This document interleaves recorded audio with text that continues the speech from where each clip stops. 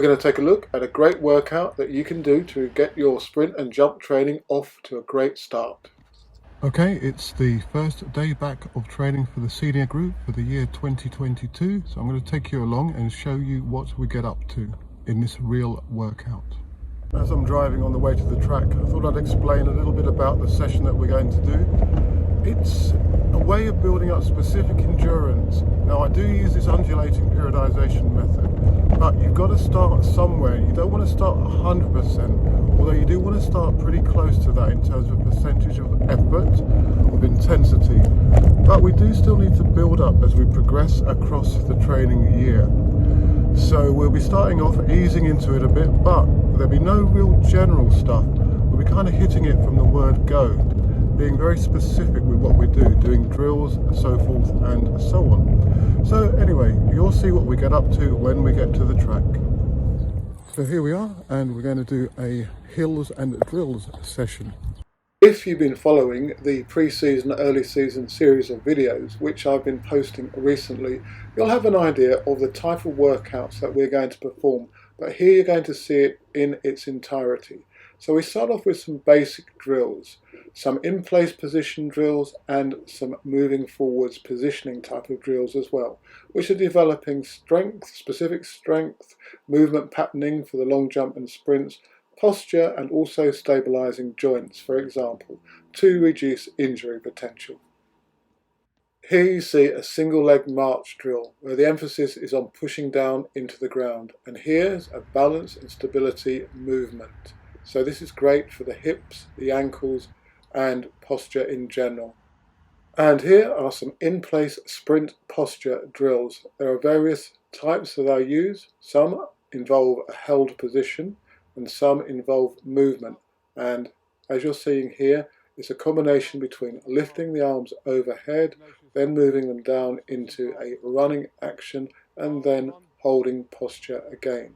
You've got to keep the thigh up throughout and try to stabilize and control the movement. For those two basic units of drills, we then move on to some more dynamic ones, and here I'm experimenting with using a down grade. I want the athletes to move quicker without putting in too much effort or so much effort. And also I'm hoping that there's going to be a greater eccentric transference from going downhill. So when the athletes land, they're going to have to use more braking force to stop themselves moving forwards. Or this will be more subtle with other types of drills. So eccentric capacity is vital for leg stiffness, sprint speed and takeoff.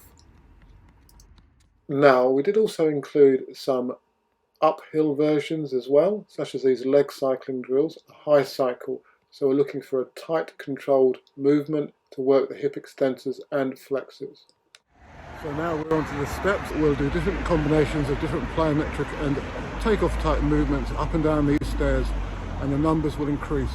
There are ones for sprint posture and form, leg speed, cadence and power, eccentric and plyometric. We've got various bouncing type movements where we're trying not to bend the knees too much on the contact to develop a higher level of stiffness at the joints in the ankle, knee and hip. Coming up next, you're going to see a takeoff variant where the athlete swings up from the free leg onto the step ahead and holds and just pops up in order to create a simulated takeoff movement. I've slowed this one down as it's a little bit different, but here you can see Paul and Toby doing the drill, and it's swing up, hold position, swing up, hold position.